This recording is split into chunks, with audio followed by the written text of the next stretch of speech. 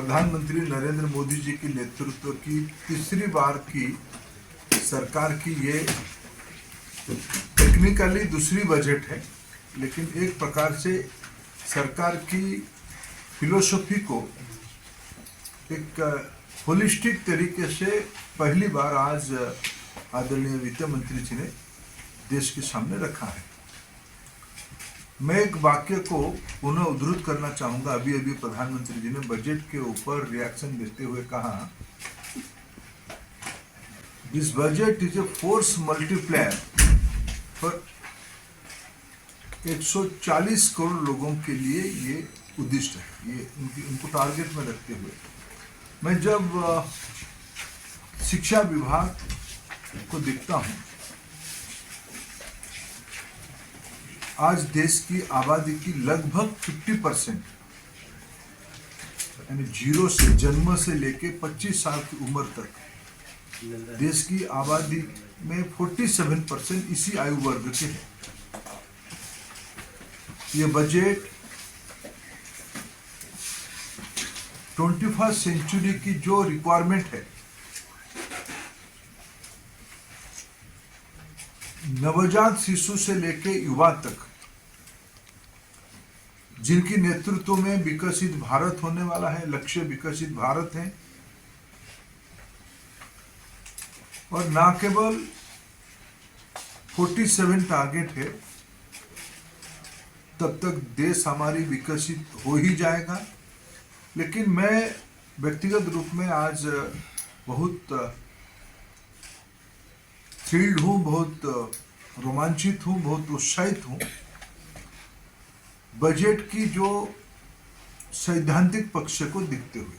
इस बार की बजट में relating to young generation of our country,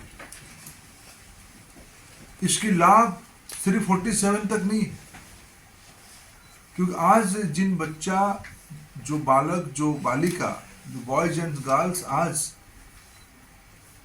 जन्म हो रहे हैं, वो 2047 में 22 साल के होंगे। जो आज 5 साल के हैं वो 27 साल के होंगे। जो आज 10 साल के हैं वो 32 साल के होंगे। और जो 20 साल के हैं, जो कॉलेज में है, वो 42 ईयर्स में होंगे। आप अनुमान करो, जो व्यक्ति 22 से 42, 22 टू 42 एज ग्रुप में रहेंगे 47 में, they are the global leaders. उनकी एम्पावरमेंट के लिए इस बजट में कई सारे आउटलाइन किया गया है। मैं इसलिए प्रधानमंत्री आदरणीय श्री मोदी जी और देश की वित्त मंत्री आदरणीय निर्मला सीतारमण जी का आभार प्रकट करता हूँ। Quality school education, skilling, nurturing innovation, entrepreneurship and research, these are the broad indicator of this budget. भारतीय ज्ञान परंपरा को आगे ले जाने के लिए इस बजट में कई कल्पना किया गया है। मैं अगर स्पेसिफिक उस कोहर्ट की कुछ बेनिफिट के बारे में आपके सामने कहूँ, उनके बारे में बजट में उल्लेख किया गया है। जो एग्जिस्टिंग स्कीम सब है हमारे दोनों डिपार्टमेंट की, school education and higher education की, जो सेंट्रल स्पॉन्सर स्कीम्स है, सेंट्रल स्कीम्स हैं, ये प्रोग्राम तो चलेगा ही, लेकिन एबव ऑल आज राष्ट्रीय शिक्षा नीति के तहत जो हमारी फाउंडेशनल कोहर्ट है, बाल बाटिका हम लोगों ने शुरू किया है। उस आयु ग्रुप में, इस एज ग्रुप में न्यूट्रिशन और कुछ टीचिंग लर्निंग मटेरियल की इन्वॉल्वमेंट हो, ये उसकी एक स्ट्रैटेजी है। सक्षम आंगनबाड़ी पोषण 2.0 उसके एक पहला फाउंडेशन स्टोन है। इसकी ब्रैकेट में 8 करोड़ बच्चे रहते हैं और 1 करोड़ प्रेग्नेंट मदर रहते हैं। ये इम्प्लीमेंट WCD डिपार्टमेंट करने वाला है, लेकिन मैं इसको एक एजुकेशन फैमिली की पार्ट मानता हूँ, न्यू जनरेशनल डिपार्टमेंट मानता हूँ। न्यू जनरेशन की देखभाल करने वाला डिपार्टमेंट मानता हूँ मैं, इसलिए इसे शुरू कर रहा हूँ। सक्षम आंगनबाड़ी तथा पोषण 2.0 में इस बजट में आउटलाइन किया गया है। देश में पिछले 10 साल में अटल टिंकरिंग लैब की एक सक्सेसफुल पायलट इम्प्लीमेंटेशन हो गया। 10,000 स्कूल्स में बच्चों के अंदर इनोवेशन, एंटरप्रेन्योरशिप और क्रिटिकल थिंकिंग बढ़े और सरकारी स्कूल में बढ़े, रूरल एरिया में बढ़े, पेरी अर्बन में बढ़े। एक सफलता के साथ वो स्कीम आज इम्प्लीमेंट हो रहा है। उसको एक क्वांटम जंप देने के लिए, लीप फ्रॉगिंग करने के लिए, फिलिप देने के लिए इस बार बजट में 50,000 अटल टिंकरिंग लैब अगले 5 साल के अंदर बनाने के लिए एक जायंट स्टेप लिया गया है। मित्रों, अभी जो असर की रिपोर्ट आई है उसमें एक इंडिकेशन ये है, मैं आज बजट में ही कहूँगा लेकिन मैं एक असर की एक स्टैटिस्टिक्स को कोट कर रहा हूँ। 66% रूरल स्टूडेंट्स स्मार्टफोन से जुड़े हुए हैं। स्मार्टफोन यानी इंटरनेट से जुड़े हुए हैं। मैं ये मान सकता हूँ आज देश में 60-65%, 70% शहर को अगर हम मिला ले 70% बच्चे एक प्रकार से स्मार्टफोन और इंटरनेट से जुड़ चुके हैं। अनुमान सरकार इसकी सैचुरेशन करने के लिए और क्वालिटी एजुकेशन के लिए देश की सभी सेकेंडरी स्कूल्स में जहाँ 9 to 12 बच्चे पढ़ेंगे, ब्रॉडबैंड कनेक्टिविटी की इस बजट में एक आउटलाइन दिया गया है। उसके लिए वित्तीय प्रोविजन किया जाएगा।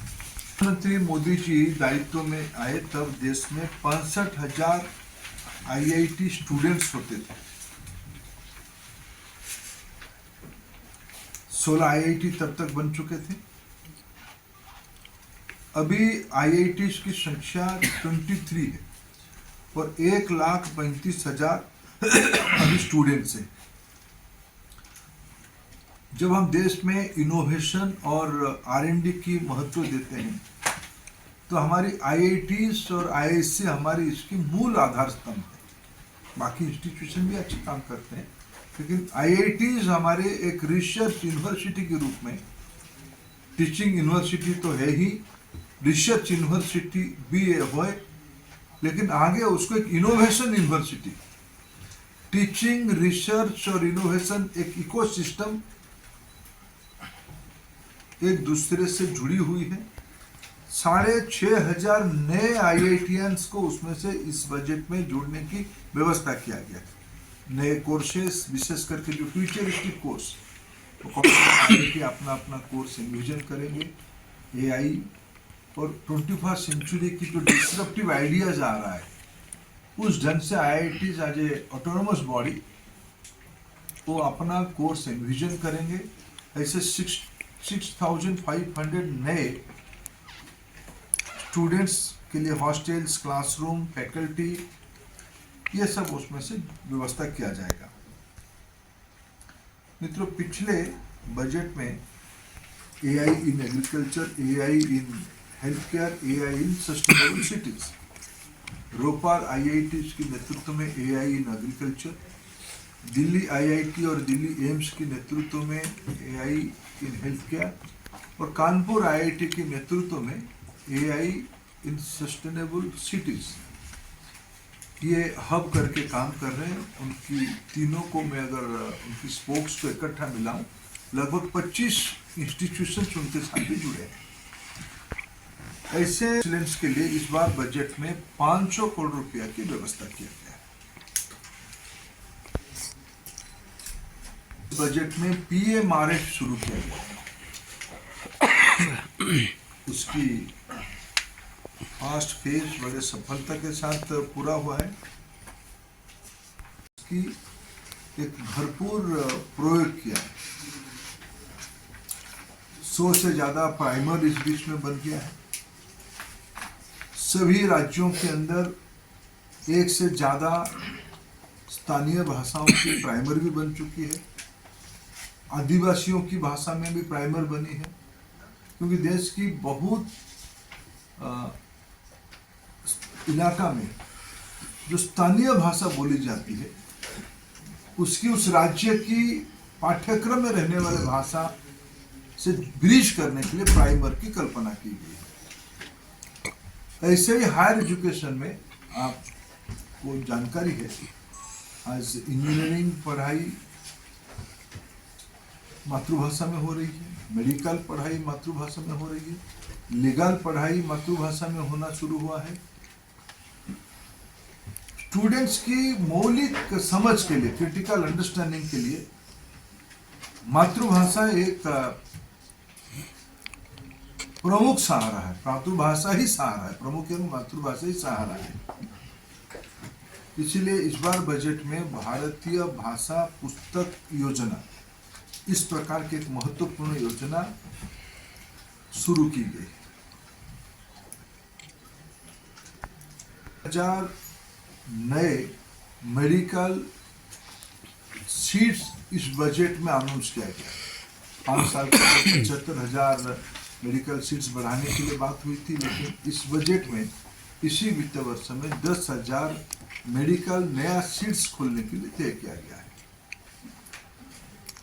भारत को एक स्किल हब बनाने के लिए हम सभी की प्रतिबद्धता है। National centre of excellence for skilling, इसे 5 सेंटर ऑफ एक्सीलेंस देश की विभिन्न जगह पे वैश्विक स्तर पे अनुबंधित करते हुए ग्लोबल पार्टनर्स के साथ उस प्रकार की विश्व की आवश्यकता की स्किल सेट्स को उसमें व्यवस्था करते हुए स्किल की अनेकों कार्यक्रम दिया जाएगा। Make for India, make for the world, ये उस योजना की मोटो रहेगी।